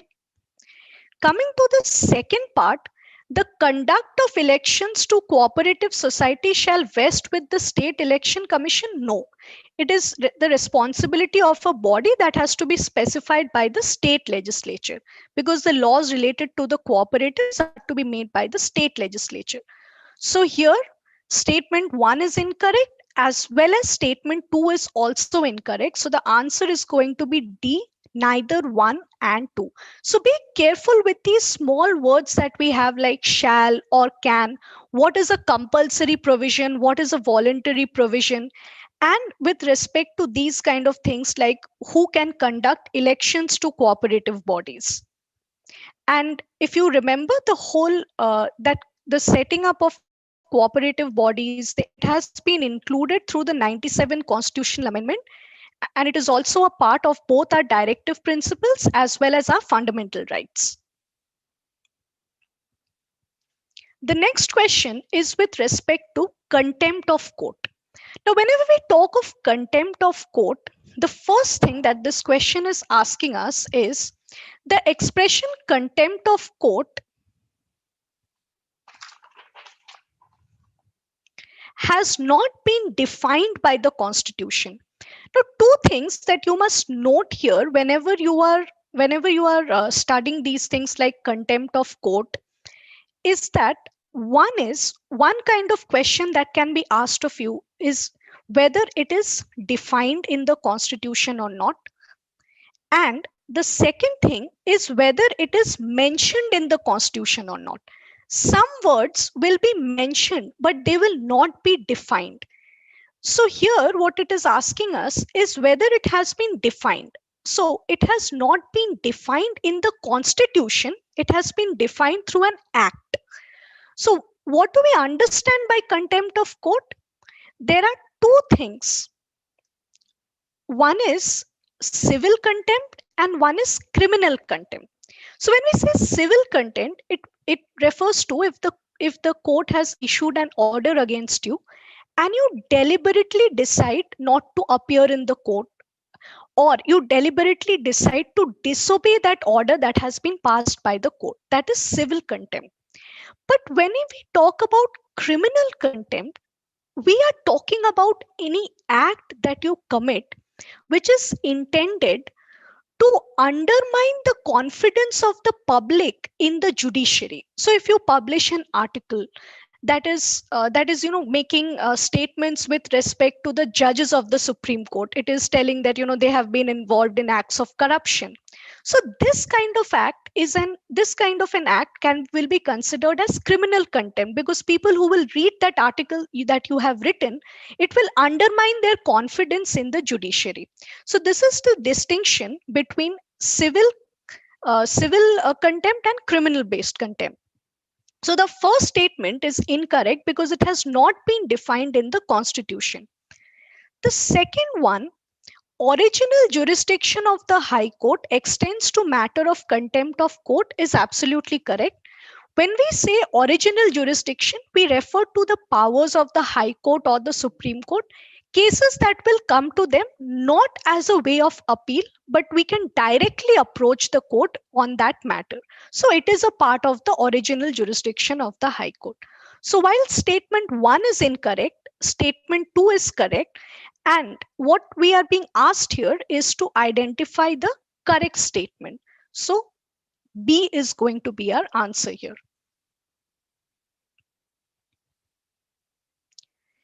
Next question is with respect to President's rule. The President suspends the Council of Ministers headed by the Chief Minister. Here also you see there has been a play on words. The President does not suspend the Council of Ministers. The President can dismiss the Council of Ministers. The President can suspend or dissolve the Legislative Assembly. This is correct. And the Parliament passes the state legislative bill and the state budget. Yes, this is what happens in case of President's rule. The idea, what happens in case of precedence rule is that the legislative and the executive functions that were earlier being performed by the state government are now being performed by the central government. So in this case, while statement 1 is incorrect, statement 2 is correct. So B is going to be the answer.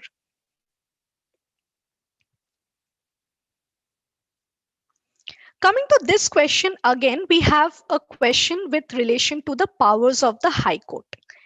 The cases which are ordered to be transferred from subordinate court to the High Court involving interpretation of the Constitution. So in this case, I think it is quite possible to be confused between the appellate jurisdiction and the original jurisdiction. In an exam situation, some of us might think that because we are saying that it is going to come from a subordinate court, that means we are talking about the appellate jurisdiction. But this is not the case, because here we are not talking about an appeal. Here the High Court is transferring a case because it is involving an interpretation of the Constitution, or there is another criteria for it, if it involves a substantial question of law. So these are not a part of appellate jurisdiction. So the answer here is going to be, it is a part of the original jurisdiction.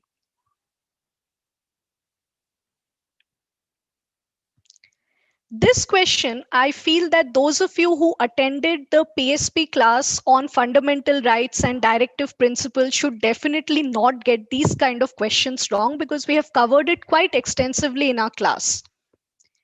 The judiciary cannot declare a law violative of any of the directive principles as unconstitutional and invalid.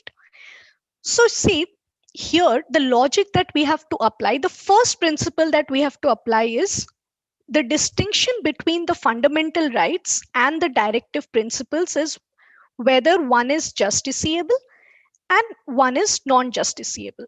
So when we say that something is non-justiciable, that the directive principles are non-justiciable, then in that case we have to see that because the directive principles are non-justiciable, a law cannot violate the directive principles. Okay, so a law cannot be declared unconstitutional or invalid because it is violating the directive principle, because it has been provided in our Constitution itself that the directive principles are non-justiciable. But when we see the second option, it is saying that the judiciary can uphold the validity of a law on the ground that it was enacted to give effect to a directive principle. Yes, this is correct. And this has been mentioned quite explicitly that if there is a law that is being made to give effect to a directive principle, the Supreme Court can use the directive principle as a means to determine the validity of the law. The same principle will also apply when we talk of fundamental duties. The judiciary can uphold the validity of the law if it is meant to give effect to a fundamental duty as well.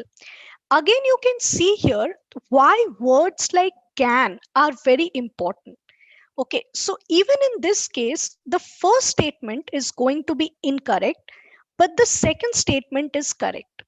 Now here, if instead of the word directive principle in the first statement, we had the word fundamental rights, then that would have made that statement correct. But in this case, because it is directive principles, it is incorrect, and our answer is going to be B, 2 only. This is also another aspect that we have discussed in our amendment class of PSP, where we are talking about which of the following constitutes an amendment as a principle of Article 368. So do tell me in the comment section. I hope that most of you would, at least those of you who attended our class, would have gotten this answer correct. So is the first statement correct? Tell me quickly. Is an amendment that is made by simple majority, will that be considered an amendment under Article 368? Yes, this will not be considered an amendment as far as Article 368 is concerned. We have discussed that Article 368 includes those amendments that are made by special majority of Parliament. Okay, when we talk of simple majority, we are talking about 50% of the members present and voting. Present and voting. When we are talking about simple majority, we are talking about 50% of the total strength of the House plus 2/3 of the members present and voting. And so some of the amendments that are made by this the second category includes any amendment to your fundamental rights and your DPSP. The third kind of amendment is amendment by special majority of Parliament and ratification of half of the state legislature. Remember that when we have the ratification of the state legislature, that is by simple majority. In the state legislature, it is ratified by simple majority. But in case of the Parliament, we will have a special majority. And most of the federal principles, when they are to be amended, have been included in this third category. The last statement is saying amendment by effective majority. Now, what do we understand by effective majority? Effective majority is when, instead of considering the total strength of the House, we subtract the number of seats that are vacant. So, for example, if we are saying that the total strength of the Lok Sabha is 552, but at present we only have 545 members, then effective majority will be counted only on the basis of those 545 members.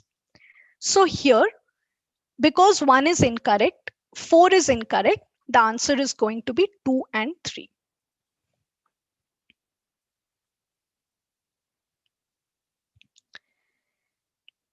This is again a question based on the center-state relations, particularly focusing on the financial relations. The cess and surcharge levied by the union government are retained fully by it. First of all, we need to know that what is meant by this cess. So cess refers to anything that is levied over and above the base tax. And yes, the statement is correct. With respect to cess and surcharges, the union government does not need to share them with the state government. One important difference between a cess and a tax is that cess will always be for a very specific purpose. Like if we have something called education cess, then that amount is only going to be used for promoting primary, secondary, and higher education. But that is not the case with tax. The contribution of cess and surcharge to the total gross revenue of the union government has been steadily increasing in the recent years. Now, see, sometimes we learn these kind of elimination techniques where we think that words like only, continuously increasing, steadily increasing are likely to be wrong. Now, in this question, if you apply that kind of a logic, you are going to arrive at the incorrect answer. Because statement 2 is correct, that the gross tax revenue of the union government through cess and surcharge has been increasing. So this statement is correct. This statement is also correct.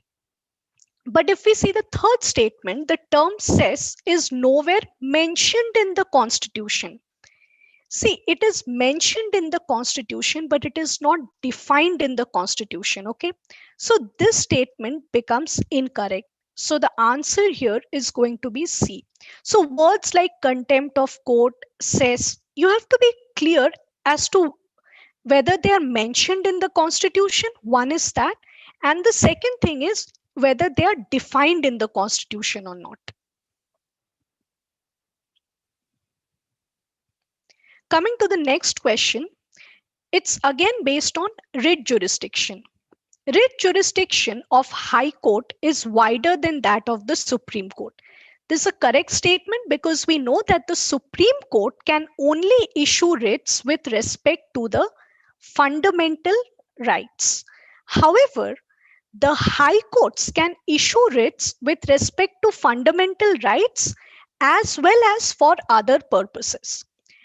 Writ jurisdiction of both High Court and Supreme Court constitute a part of the basic structure of the Constitution. This statement is also absolutely correct. High courts can issue writs outside its territorial jurisdiction if the cause of action arises within its territorial jurisdiction. So, what do you understand by cause of action? Cause of action is, in simple terms, is the reason because of which you decided to file a case in the first place. That is the cause of action. So whether the cause of action is arising in its territorial jurisdiction, so this statement is also correct. So all the three statements here are correct, and our answer is going to be D.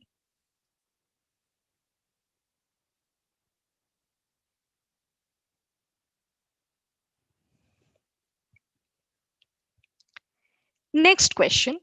Now this has been taken from one point which we tend to often miss, and that is the double membership in Parliament. Now let's read the statements here. If a person is elected to both houses of Parliament, he must inform within 10 days in which house he desires to serve. Now this statement is correct until here. Okay. The second part is saying that if within 10 days he fails to inform, as so basically it is saying that if a person is elected to both Lok Sabha and Rajya Sabha, then within 10 days he has to inform as to whether he wishes to be a member of Lok Sabha or whether he wishes to be a member of Rajya Sabha. But if he fails to make this decision and or to intimate the House about this decision within 10 days, then what happens? In case of such a default, his seat in the Lok Sabha becomes vacant. So the first part of the statement was correct. But it is here in the second part that the statement is wrong. Because this will not be Lok Sabha, it's going to be Rajya Sabha. The seat in the Rajya Sabha will become vacant if after 10 days the person fails to inform as to in which house he or she wishes to serve. So the first statement is incorrect. Coming to the second statement, if a person is elected to both the Parliament and to the state legislature, his seat in Parliament becomes vacant if he does not resign his seat in the state legislature within 30 days. So here there are two things. One, that this time period of 30 days that has been mentioned here is incorrect. It is 14 days. But even if you don't know such a minute details, the first part of this statement is also incorrect, that the seat in Parliament becomes vacant. That's not correct. The seat in the state legislature will become vacant. So in this case, both the statements are incorrect, and the answer is going to be neither 1 or 2.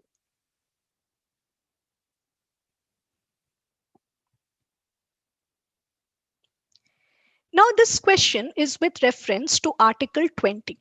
Now Article 20 deals with three things. One is the ex post facto law. The second is double jeopardy. And the third thing is self-incrimination.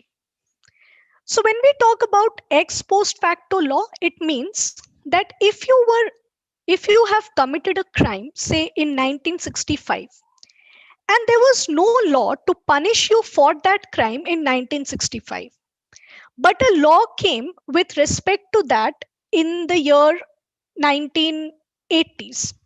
So you cannot be punished on the basis of the act that you committed in 1965 with the help of this law that has come up in 1980. However, there is a catch here. This kind of retrospective penalty is not imposed in case of criminal act, but it can be imposed in case of civil acts. And one good example of this was around the year 2014 or 15, there was an issue of retrospective taxation related to Vodafone. I think Pranab Mukherjee was the finance minister at the time, and it was a very big issue around retrospective taxation of Vodafone. So the first statement is incorrect because it is talking about both civil and criminal acts. If it was only criminal acts, then this statement would have been correct. The second statement is saying that the protection against retroactive penalty under this article is restricted to only oral evidence and documentary evidence. The third statement is saying that protection against self-incrimination. Self-incrimination is that you cannot be forced to give evidence against yourself. Extends to only oral evidence and not documentary evidence. So no, it extends to both oral evidence and documentary evidence. However, in case of collection of any samples like DNA or fingernails or fingerprints, in those kind of evidence, the person who has been accused is expected to cooperate. So one of the examples to understand the idea of self-incrimination is, if any of you are interested in watching these legal shows like Suits or Good Fight, the moment they handcuff someone, the first thing that they say is you have a right to remain silent. So that's basically telling the accused that you do not have, that basically you have protection against self-incrimination. You don't have to give evidence against yourself. So in this case, the first statement is incorrect. The second statement is also incorrect, and we can reach the correct answer, that is B2 only.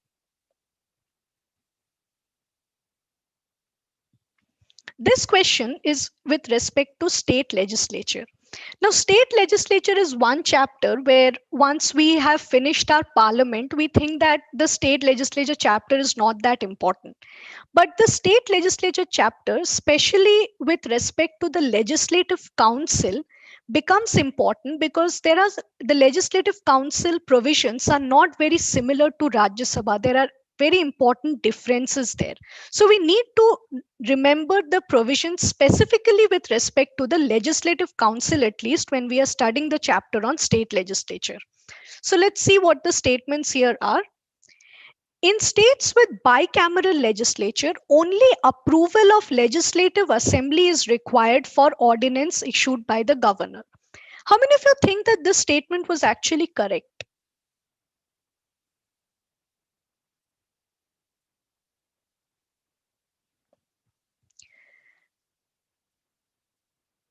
When it comes to approval of ordinances, both the legislative assembly and the legislative council enjoy equal powers. So this statement is wrong. The approval of both the legislative assembly and the legislative council is required in a bicameral legislature. In case of disagreement over an ordinary bill between the two houses of state legislature, the governor can summon a joint sitting to resolve the deadlock. No.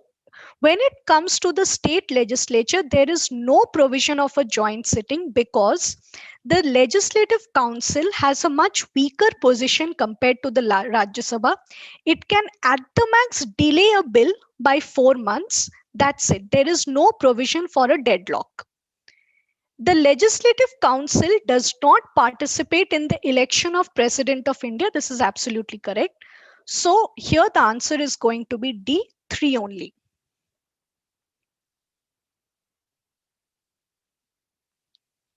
This question, again, we extensively discussed about it in our class on the directive principles.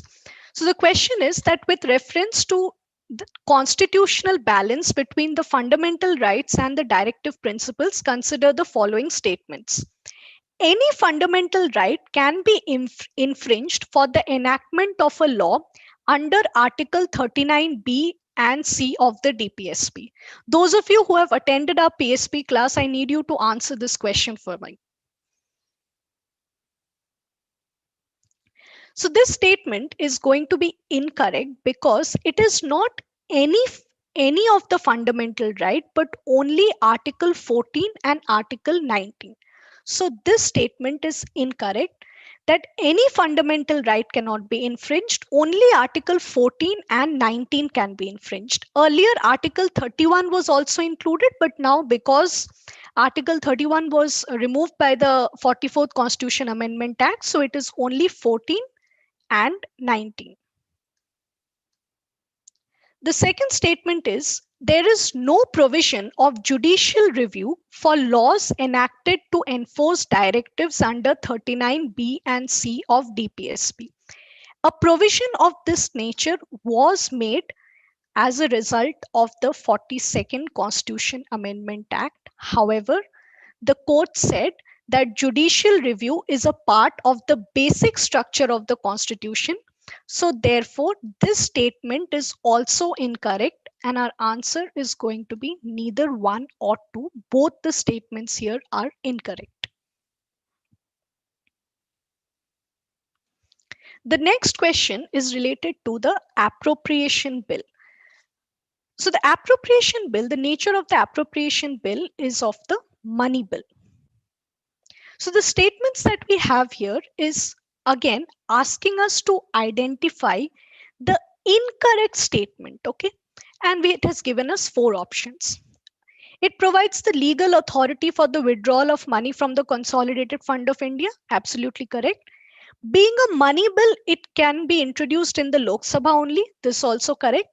The third statement, it does not contain the expenditure charged on the Consolidated Fund of India. This statement is incorrect. While the expenditure charged on the Consolidated Fund of India cannot be voted upon, but it is definitely included as a part of the appropriation bill.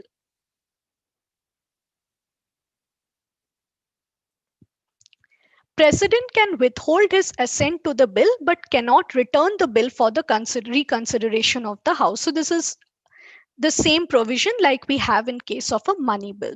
So C is going to be the incorrect statement here, and that is going to be our answer.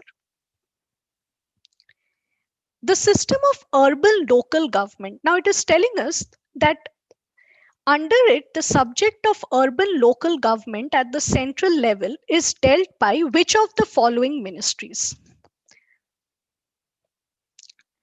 Ministry of Urban Development, yes, this is the most obvious answer. But the Ministry of Defense is also involved when it comes to urban local government with respect to the cantonment areas. And the Ministry of Home Affairs is also involved in case of urban local government with respect to the union territories. So here, all of the statements are correct. All of these ministries are involved with respect to urban local government.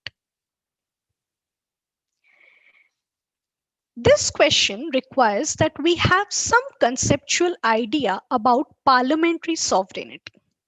The first thing to understand is that do we have parliamentary sovereignty in India? That the answer to that is no. We do not have parliamentary sovereignty in India. What we have is a balance between parliamentary sovereignty and judicial review, a judicial supremacy. Parliamentary sovereignty is what you have in the British Parliament. What do we understand by parliamentary sovereignty? In India, as when we read the preamble, which begins with the words "we the people," that itself tells us that it is not the parliament that is supreme in India. It is the Constitution of India that is supreme because it is deriving its authority from the people. So, parliamentary sovereignty is associated with the British Parliament, yes. It implies that the legislative body is not bound by a written law or by any precedent. So, one feature of a parliamentary sovereignty is going to be that there is not going to be any judicial review kind of provision in a country that will have parliamentary sovereignty. And the legislature is going to be supreme there with respect to have it that it can enact any law. It is not bound by the fact that it has to enact laws only to the extent that they are considered to be valid while interpreting the constitution. So the constitutionality of the laws that are going to be made is not going to be examined in a country where we have parliamentary sovereignty. The legislature of that country or the parliament of that country has the power to enact any kind of law. It is not bound by a constitution. It is not bound by any other written law. So here, both the statements are correct and our answer is going to be A. This is a question regarding fundamental duties. The question is saying that there is no legal sanction mentioned against their violation in the Indian Constitution. Yes, this part is absolutely correct. But the parliament is free to enforce them by suitable legislation. True. For example, our first fundamental duty is to abide by the ideals of the constitution, the national anthem, and to enforce that we have the National Honours Act. So the parliament can enforce the fundamental duties with the help of a legislation. The second statement is saying that the rights and duties are correlative and inseparable. This is a very basic understanding of the fact that rights and duties both go hand in hand. So both the statements here are actually correct. But what is the question asking us? The question is asking us to identify the incorrect statement. Because of that, because it is asking us to identify the incorrect statement and both the statements are actually correct, the answer is going to be D, neither 1 and 2. This is an interesting question asking us about what is the fundamental function of constitution. If you see, in our last Top Gear open test as also, we had asked a question on the meaning of constitutionalism. The main function of a constitution, we can say, is two things. One is it will limit the government, or it will limit the powers of the rulers, put some limitations on the powers of the rulers. And the second duty that it has is that it will empower the citizens or empower those sections of the society who have been deprived thus far. So these are two principal functions that a constitution performs. If you keep this in mind, then you can see that statement B, setting limits on the government and what it can impose on, this is definitely correct. This is one of the functions of a constitution, and in case of our constitution, the fundamental rights are performing this function. Second, the statement D is saying enabling the government to fulfill the aspirations of a society. This function is also being fulfilled by, say, the DPSPs that we have, that is providing the constitution with a set of policies and asking the constitution to implement those policies for the people. So statement B and statement D. The confusion can arise here between statement A and statement C. But if you read carefully, what is statement A saying? Provide a set of basic rules for minimal coordination of the society. So this is giving a very basic set of rules. The word basic set, minimal coordination can give you an idea that yes, this can also be one of the roles of a constitution. But if you see statement C, defining the duties and responsibilities of members of society. Even if you see the Indian Constitution, we did not have something like fundamental duties till the 42nd Constitution Amendment Act. But still, our Constitution was one of the most profound documents that was made. So here, statement C is going to be the answer, that this is not one of the important functions that a constitution is supposed to perform, that is defining the duties and responsibilities of members of society.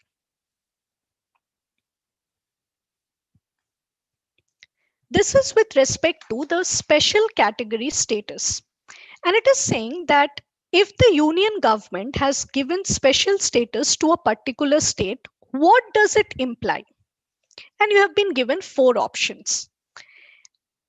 Now the answer to this question is that whenever we refer to special category status, we are basically talking about a large percentage of grants and aid. We are not talking about loans here. We are talking about grants and aid. And the special status was initially meant for the states like Jammu and Kashmir, some of the northeastern and the hilly states. So here the answer is going to be B.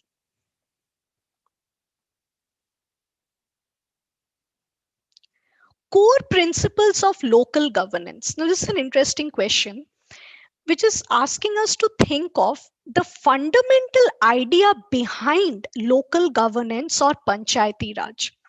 See here, most of you will know that the second point is correct answer, democratic decentralization, and we will quickly think that C is the right answer.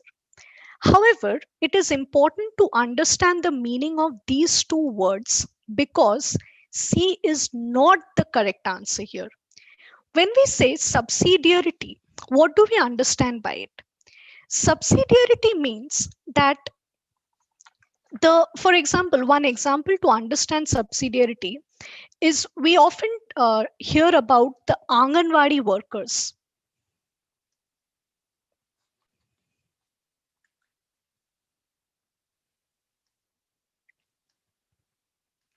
So the reason why Anganwadi workers are emphasized upon is that the ones who are exercising power or exercising some kind of functions, like in this case healthcare, are very closely associated with the local community.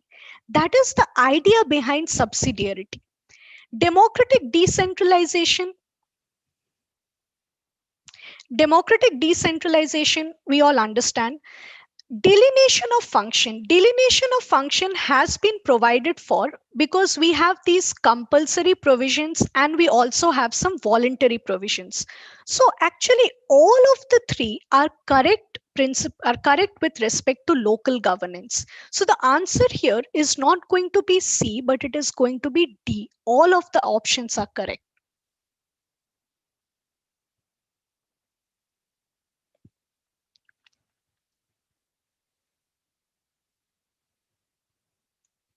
So we'll quickly try to wrap up our session by discussing two more questions. So we'll take up this question on the Rajya Sabha.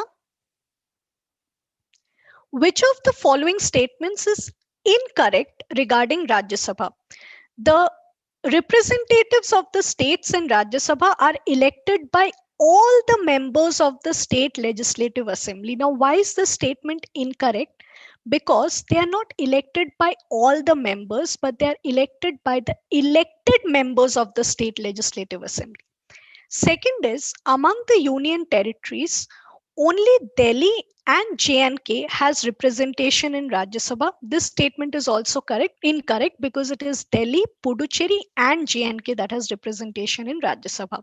So because it is asking us to identify the incorrect statement, both of these statements are actually incorrect. We'll take one more question, the last one, that is related to the Public Accounts Committee. So here the question is asking us that the members of the committee are appointed annually by the speaker. No, the members of the committee are selected by the members of the house themselves through the means of proportionate representation and single transferable vote. However, if this question was changed to ask that the chairman of the committee is appointed by the speaker, then that would be correct. The recommendations of the committee are binding on the ministries. This is also incorrect. The recommendations are not binding. The chairman of the committee is elected by the members among themselves. I told you just now that the chairman of the committee is appointed by the speaker. So this is incorrect. This statement is also incorrect. And the last statement is also incorrect. So the correct answer is going to be D, none of the above. So guys, we are going to wrap up our discussion here. And I hope that you found the session useful. And that's it from our side today. Thank you.